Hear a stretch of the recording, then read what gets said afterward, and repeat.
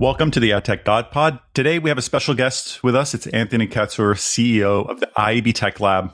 The industry's gone through a ton of changes over the last 12 months in particular. We've entered what is coined the Agentic Era.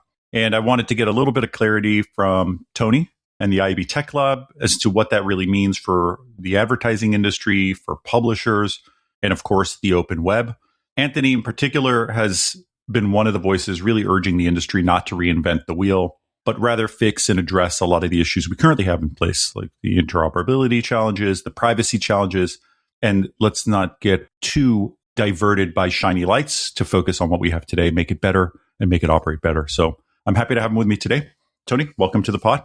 Thank you, ATG. Happy to be back. Thank you, and happy holidays. Today is officially the last day before we go into the new year. Last couple days. So thanks for joining me. This is pretty much the last week before we're going to the new year. Yesterday was the first evening of Hanukkah, so those celebrating, happy Hanukkah. Yeah, we're in the home stretch of the year, and what a year it's been. Holy crap! Yeah, and it's not slowing down, which is the good and bad part. I feel like I was expecting things to start to slow down for me. It's not. It's actually just getting worse. And so thank you for joining me. I know your schedule's been pretty crazy with the travel. This has been I've been in this industry now for, we were just talking about how old we're getting before we started the podcast. But I've been in this industry now for a little bit over a quarter century. And I would say this has been the most hectic year in 25 plus years in working in digital media. Definitely. It's a lot of change, and a lot of change is coming too, which is actually why I invited you to be on the pod today. I hear a ton of industry leaders, companies, individuals just speaking about agentic, speaking about how it's going to disrupt or change the market. I've had my own personal views of how this will change the industry, but I wanted to ask you in particular, how are you feeling about agentic AI and what's happening in the industry overall as it relates to agentic?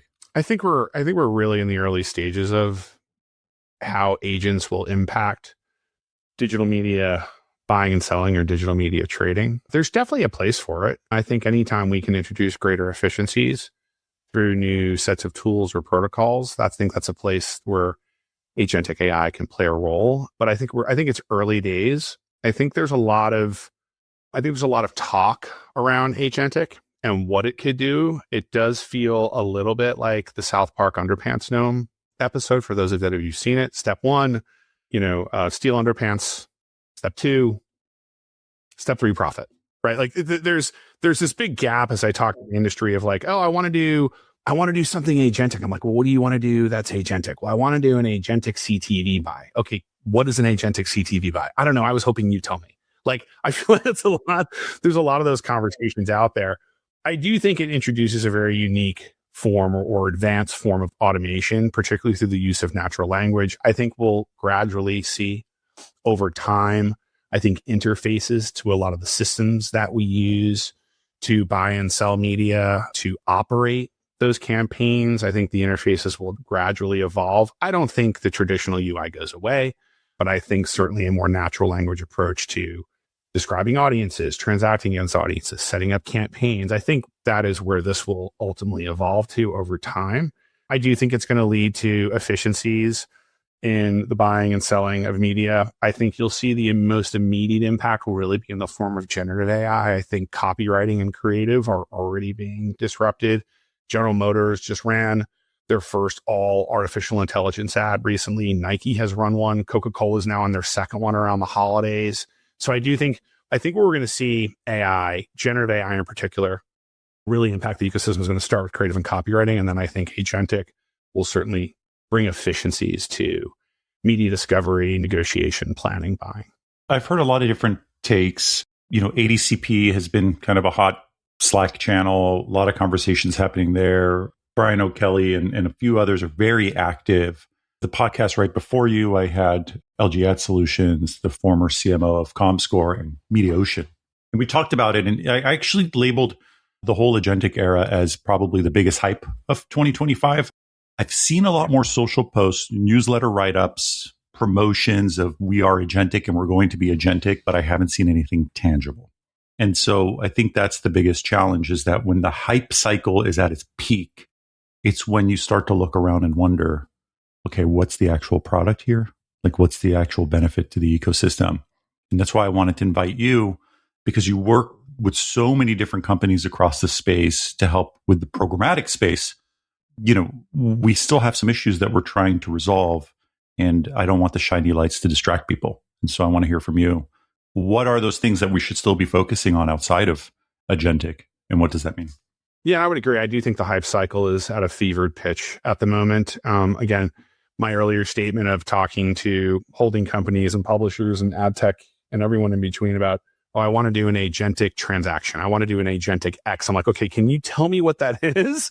And I've yet to get real clear answers. Now, again, that's not to say that there have not been initiatives going as far back as almost 2 years ago, talking to some of the holding company execs and their technology teams and talking to others.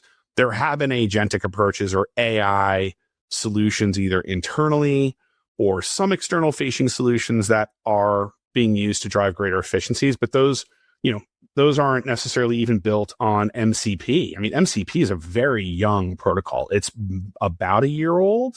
So talking to folks, I'm hearing, they have agentic initiatives internally, but some of that is built on, a lot of that is built on proprietary code. It's built on, it's built on legacy languages, right? They've built an AI agent in C++, or they've built it in Python, or I'm not hearing anything about, we built this in AdCP or MCP or agent to agent, just because all those things are so new, right? So I do think there is a ton of smoke and not a lot of fire.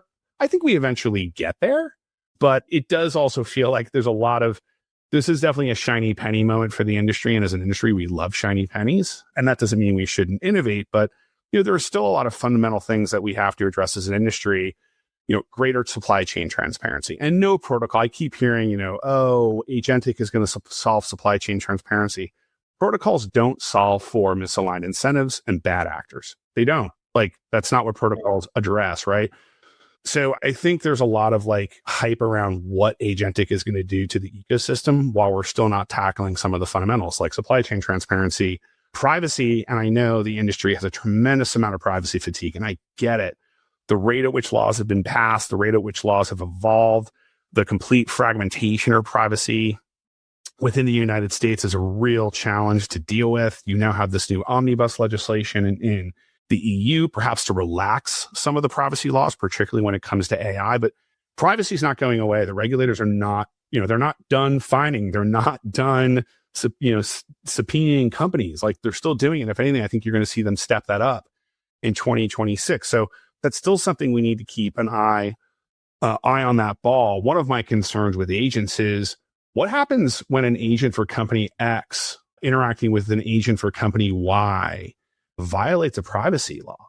What are we have to put guardrails around that. And that's some of the interesting stuff we're looking to do with UCP, which LiveRamp donated to us, which is effectively kind of a audience and signaling trading protocol in its simplest form. I'm sure the more technical listeners will be like, that's not it at all. But for the non-technical listeners, I'm taking 100,000 foot view of what UCP is. We do need to build privacy guardrails around that. We do need to make sure TCF, the Global Privacy Protocol, things like the data deletion request framework are built in to these agents so we don't step on our own feet when it comes to privacy. Measurement, still not solved as an ecosystem. And again, I don't know if there's any protocol that will solve the measurement challenges. Again, I think measurement challenges are really around business incentives, not necessarily. They can be solved technically if we would all just agree on a common set of telemetry to create a baseline of a measurement framework for the industry. We could probably solve the measurement challenge. A protocol is not going to do that. So there's just still a lot of foundational work we need to do as an ecosystem before we, jump to this new phase of agentic. And by the way, agentic is not the end all be all. There are still going to be, there's been talk of agents are going to replace RTB. Not anytime soon. RTB is incredibly efficient when used properly. The ability to inspect every single media impression and the audience attached to that and determine a fair market value of that between hundreds of buyers and sellers, billions of transactions happening per second.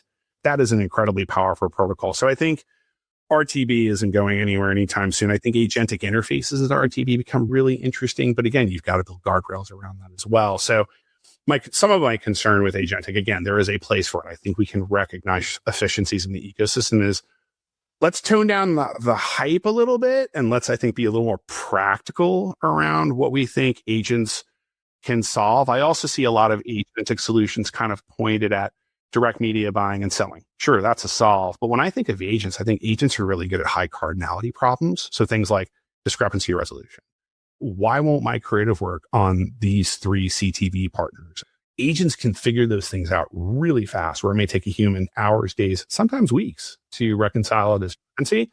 So are there tools that the industry could also develop to help streamline those parts of digital media trading? Again, not to say that there's not value in direct media buying and selling or audience discovery or audience matching. There is, but I also think there's also some more practical, low-hanging fruit solutions that agents can bring to the ecosystem. You mentioned this a couple of times, not just now, but even earlier about the agentic interface. What would that look like in an ideal world? What do you mean by an agentic interface? And how would that change the way we operate today? I think if you start with, I think a simple example of what an agentic interface would be like is think of audience and how audiences are defined, how audiences are discovered, how audiences are matched. Imagine going from today where you've got all of these predefined audiences, new homeowners, new parents, auto intenders.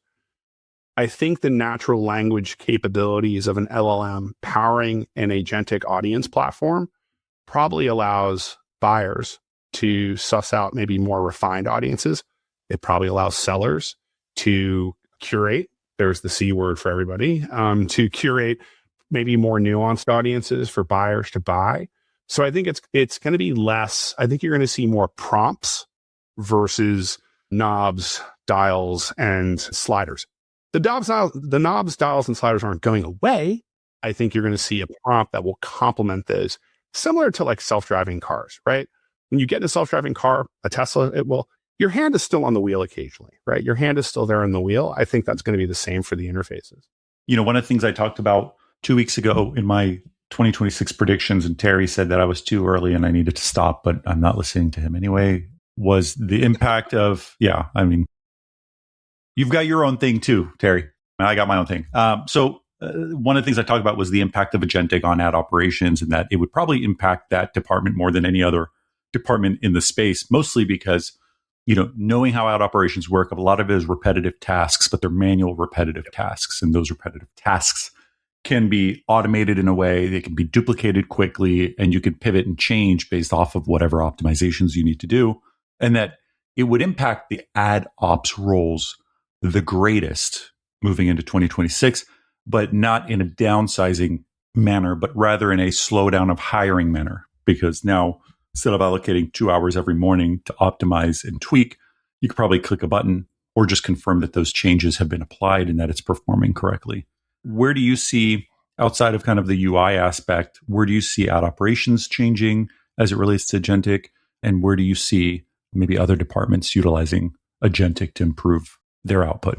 I think that's accurate. I think if you look at what's happened from an engineering perspective in some of the larger engineering shops, some of the big tech companies, there's been a tremendous slowdown in hiring of new engineers. There's been a tremendous slowdown in hiring of new data scientists, particularly at a junior level, right? So, how we all came up in our various disciplines in our career, whether it was business development, engineering, product management, you name it, right? You got to start at the bottom, right? And I think what we've seen in the past is that historically, almost every professional vertical, whether it's digital media, programmatic, whether it's healthcare, whether it's finance, pick a profession, there's always been this kind of pyramid model where you've got a wide swath of junior talent that, over time, through varying degrees, we all go through a lifelong apprenticeship in our professions, move up the top of that pyramid. I think that pyramid is going to become a diamond where you're going to have less opportunities at a junior level. And we're seeing this, we know this for a fact that big tech companies, they're not hiring as many junior engineers.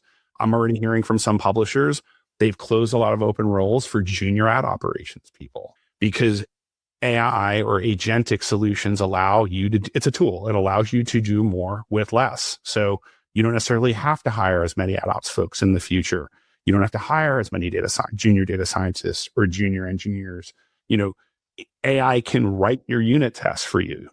One of my first jobs as a junior engineer was writing unit tests for the chief architect on the systems we were working on. Like, AI can do that really well now. Like, Claude is a pretty damn good coding platform, a vibe coding platform. Same, I think, is true for AdOps. The junior AdOps tasks, reconciling, we just talked about it, reconciling discrepancies between campaigns. Like, that's typically a junior, like, here, go find the needle in the haystack. Like, now it's like, the agent can go do that. Again, they're superhumans. I think of agents as superhumans that can take normal human tasks that take hours, days, or weeks. They can do it in seconds, minutes, or hours. So I think it's going to change the professional paradigm of you. I think we go from a pyramid shape to more of a diamond shape, less at the bottom. I think more in the middle. I think you're still going to need that good mid-level management, but I think you're going to have to be more hands-on than you've been in the past, because AI is going to enable better task management, better project management. AI will be able to track status of projects a lot better than like having a program management. So I think those are going to be the impacts in AdOps. I think you're going to see slowdown of hiring. I mean, I'm already hearing about it from both agencies and publishers. And I just think there'll be just less new talent kind of going into the fall. Yeah, I spoke to a friend of mine who runs operations at a pretty big broadcast company, and this topic came up, which is why I posted about it. Mostly the conversation we had related to, look, you have a fantastic team that does a lot of the, I hate to say it, like nitty gritty work, kind of like the hard work that's at the bottom, optimizations. And I told him I think his role will become significantly more important as it relates to partnerships, partnership management, how to extract as much revenue as possible from those partners they work with, and probably a lot less hands-on keyboard, but a lot more hands-on telephone and relationship building. Still a very important part of the job, but that his role in particular will probably change to that. And he should start building stronger personal relationships with everybody he works with to try to extract and get as much revenue as he can. And he pretty much agreed. Yeah. I totally agree. I think business development, sales, account management, technical account management, I think those are sound roles now and well into the future. You're not going to automate that. Those are people talking to each other, figuring out, how do we work better together? How do I drive more revenue, right? How do I create win-win solutions between publishers and buyers? Like, I think those roles aren't going anywhere. I do think there's an opportunity for some of those AdOps folks to evolve into those roles. Like, there's something to be said to know how the engine room works in order to influence it using an agent properly to drive certain outcomes. So I do think there's going to be some evolution of some of those ad operation roles for sure. 2025 was the year of monopoly. We heard a lot about Google. We had 2 trials that we had to listen to constantly about. Some made sense to us, some didn't. One of the big challenges with AI is AI browsers and how that could impact the industry. In particular, like, is it going to create that power imbalance that we've seen before in the past with Chrome, or what publishers should be doing to prepare themselves? What are your thoughts on, I guess, AI browsers and how that could impact the overall advertising industry? I think I have two fundamental thoughts on the AI powered browsers. So if let's take ChatGPT's Atlas. One, I think it's just a Trojan horse to continue crawling, but now you're doing it from the browser and from a residential IP address, right? So I think that's number one. I think number two, I think the wider change with the AI browsers is going to come down to web design and information architecture. What is incredibly powerful, I don't know if you've used Atlas, but what is incredibly powerful is that you and I could be looking at the same content, and Atlas could lay it out differently for each of us. So it's almost like personalized curation of content. The content doesn't change. It's just the way it's presented to each of us could be slightly or radically different. I think that has really interesting implications from a web design perspective. It also, I think, has interesting implications from an advertising perspective. I think page layout, of course, is important to, where do your ads go? How are they presented? How does the consumer experience and see those ads? So I think, we may be heading towards a world where web servers are just publishing MD files and the AI browsers are laying out that content based on how each individual wants to actually see the content represented in their browser. So I think it's going to be a really interesting time to see how information is architected to the consumer. How do you decide on any of this stuff? Like when you look at all the initiatives that you have, that you bring up with your partners, when you bring up with your coworkers and your team, how do you decide what's worth really digging into and pushing forward? And how do you decide, okay, this is still hype, I'm going to put this on the side for now and I'll look at it, next year? How do you make that call? Oh gosh, it's not easy. We start strategic planning for the next year in June the prior. So we started 2026 strategic planning in early June, and so a lot of that is we talk to our members, we talk to our working groups, the team convenes, we debate amongst one another as to trends that we see shaping the industry. And we also debate, trends that are, no longer a trend, things that we think are in a downturn or things that we also think may actually be, satisfied enough where we don't have to make a ton of additional product investment at this time. And then we run those past our board, both in my one-on-ones. I try to meet with every board member at least twice a year, one-on-one, sometimes 3 times a year. So either through formal board one-on-ones, and then we also have what we call a Tech Lab board summit, where our entire board convenes. It's not a formal board meeting, so board member company employees can come too. So like, let's say you're Magnite, they're on the Tech Lab board. The board seat comes to the meeting, but they can also bring like a product lead and an engineer or two. And we all engage in a very strategic conversation of where we see the industry going. And that is typically what results in our final roadmap. I mean, some of it, frankly, some of it's a little thumb in the air. Like, I think this is where the ecosystem's going. So there's a little bit of art to it. We try and be as analytical as possible. What we've done this year more than we've done in years past is we've been reaching out to more of the end principles of the transaction. And what I mean by that are the holding companies and the publishers, right? AdTech is a facilitator of how buyers and sellers want to transact. So we've done a good job this year of really getting more holdco feedback and more direct publisher feedback than I have to say we've done in years prior. Because I think sometimes when we roll out our specifications, where the rubber hits the road is in adoption. And that is occasionally due to the fact that we did not get principal buy-in. So we didn't get publisher buy-in, we didn't get holding company buy-in. When we talk about the AI, we also hear AI bubble. That comes up a lot. Do you think it's going to pop? Do you think it's going to deflate? I know I read some commentary that you said it was just going to deflate. Where do you think that hype cycle is going to level off a little? I think someone wrote a really good article recently. I'm trying to remember who wrote it, because I chatted with him after. I'm blanking on his name at the moment. But he said, your first agentic AI project will fail.